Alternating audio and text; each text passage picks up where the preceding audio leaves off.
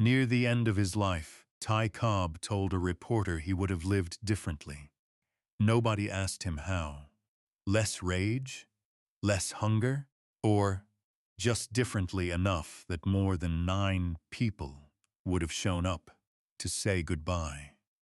I've been thinking about that quote for a long time, because it's the only moment in the entire public record of Ty Cobb's life where he appears to step outside himself and look back with something resembling regret. Every other account, every other interview, every other story from the people who knew him describes a man who was constitutionally incapable of self-doubt, who processed every setback as an injustice committed against him by someone else, who maintained, well into old age, that he had been right about everything, and that the world had simply failed to recognize it. And then, near the very end, this one sentence: "I would have lived differently." It arrived too late to change anything, but it arrived. And I think it tells you something essential about who Ty Cobb actually was underneath the legend and the fury. A man who knew, at some level, exactly what he had done and exactly what it had cost him, and who had spent his entire life running fast enough that he didn't have to stop and look at it directly until there was nowhere left to run. Tyrus Raymond Cobb was born on December 18th, 1886, in Narrows, Georgia. His father, William Herschel Cobb, was a schoolteacher, a state senator, and, by all accounts, one of the most respected men in his community. Educated, principled, with a clear vision of what a serious life looked like and what it required. His expectations for his son were not baseball expectations. They were intellectual, professional, civic. He wanted Tyrus to become something that mattered in the world his father understood. A doctor, a lawyer, a man of standing. Baseball was not part of that picture. When Tyrus told his father at 17 that he wanted to pursue professional baseball, William Cobb's response was not rage. It was something colder and more lasting. He told his son to go and prove he was worth something. That conditional approval, "Go prove it," became the deepest instruction Ty Cobb ever received. He spent the next 24 years trying to fulfill it on baseball fields across America, against opponents who had nothing to do with the original demand, in pursuit of a verdict that the one person who could have delivered it never got the chance to give. Because in August 1905, while Ty Cobb was away playing minor league baseball in Augusta, Georgia, his mother Amanda shot and killed his father. She claimed she mistook him for a burglar climbing through the bedroom window late at night. William Herschel Cobb, schoolteacher, senator, the most respected man in the county, died from the gunshot wound. Amanda Cobb was tried for manslaughter and acquitted. Ty Cobb was 18 years old. He never spoke about it publicly in any direct or honest way for the rest of his life. When reporters approached the subject, he deflected, went silent, changed direction. The wound was there in everything he did on a baseball field for the next 2.5 decades, but he never once pointed at it and named it. The grief went somewhere. It couldn't be addressed and turned into something that could. The most ferocious, consuming, competitive fury professional baseball had ever seen. He was called up to the Detroit Tigers in August 1905, the same month his father died. He was 18, and he was not welcomed. The veteran players on the Tigers made a habit of hazing rookies in ways that were standard for the era and that most young players endured quietly until they had established themselves. Cobb was not most young players. He was grieving in a way he couldn't articulate, volatile in a way he couldn't control, and sensitive to perceived slights in a way that made the ordinary cruelties of rookie hazing feel like confirmation of something he already believed about the world. They broke his bats. They nailed his shoes to the floor. They locked him out of the batting cage during practice. Cobb responded by becoming someone that nobody wanted to push further. He fought with his fists. He kept a pistol in his locker. The hazing stopped, not because the veterans decided to be decent, but because they genuinely became uncertain about what Cobb might do if they continued. By 1907, at 20 years old, Cobb won his first American League batting title. He would win 12 batting titles in the next 13 years. 12. His career batting average of 366 is the highest in the history of Major League Baseball and has never been seriously challenged since he retired in 1928. In 1911, he hit .420. In 1912, he hit .409. Back-to-back seasons above .400 at a time when hitting .300 made you a solid professional and hitting .350 made you exceptional. I remember sitting with his full career statistics for the first time.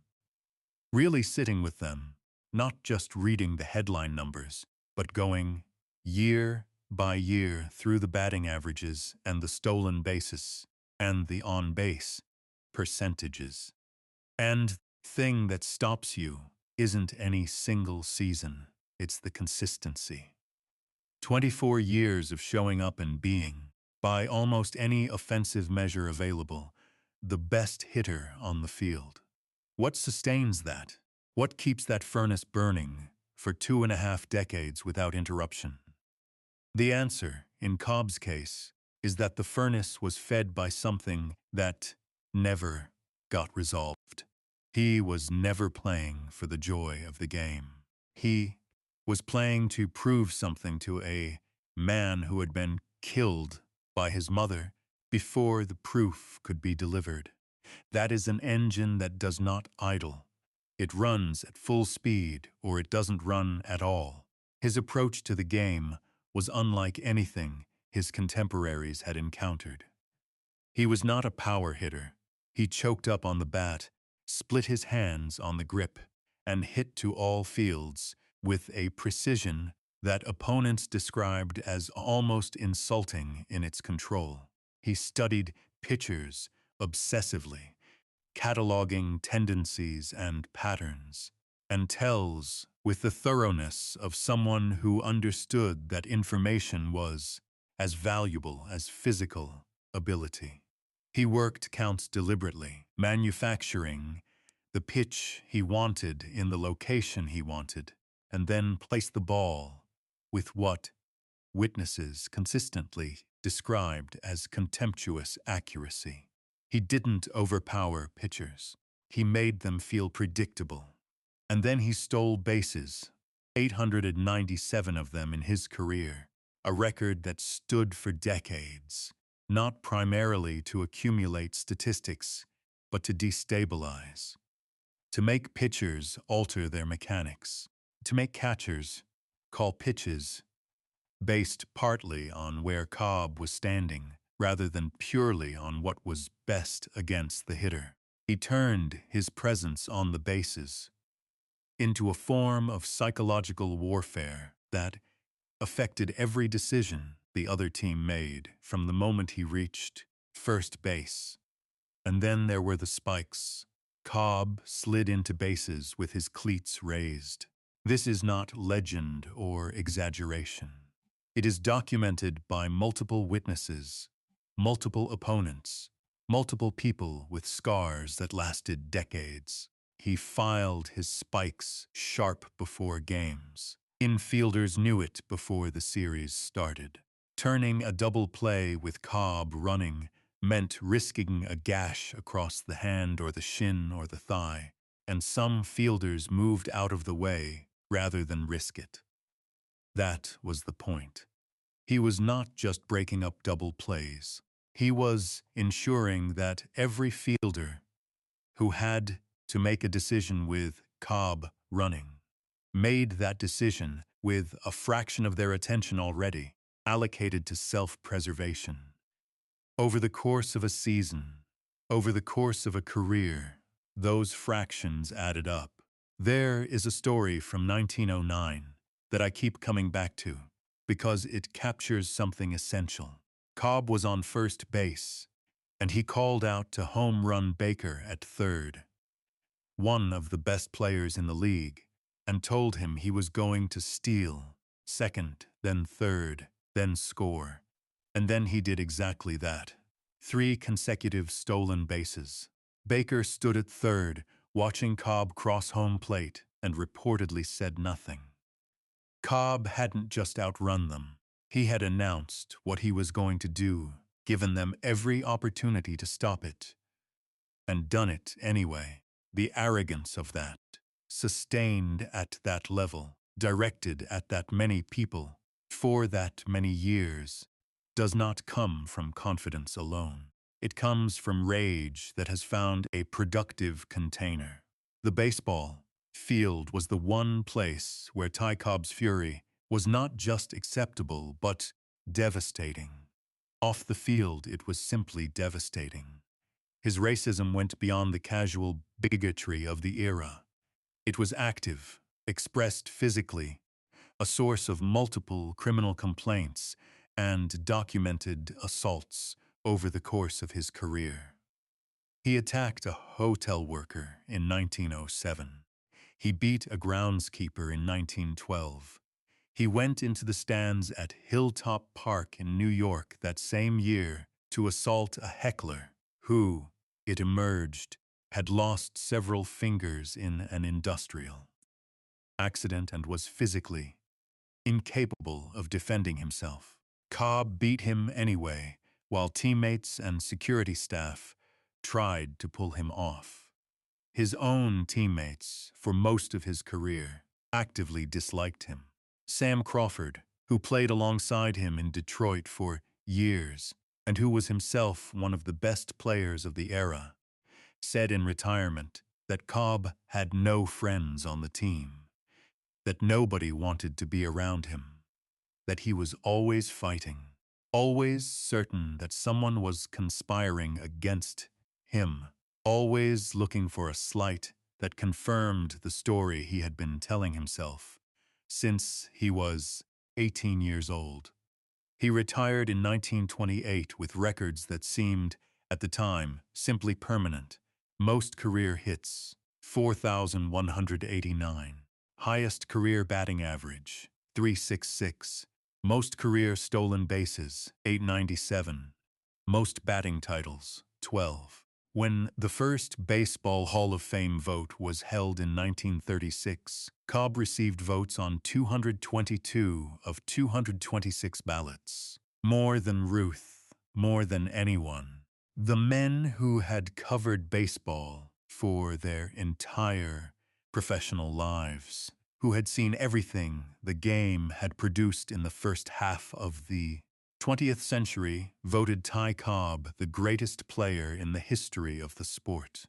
Not the most beloved, not the most compelling, the greatest. His final years were a long, slow, largely solitary diminishment. He had made a fortune investing in Coca-Cola and General Motors stock, years of those companies, and died one of the wealthiest former athletes in America. The money was real. The house in Atherton, California was large and well appointed, and almost entirely empty of the people who might have filled it. His children were estranged. His marriages had failed. The handful of people who visited him in his final years described a man surrounded by guns and whiskey and old grievances, still relitigating arguments with people who had long since moved on or died, still certain that the world had not given him what he deserved. When he died on July 17, 1961, at 74 years old, fewer than a dozen people attended the funeral. 3 of them were from baseball.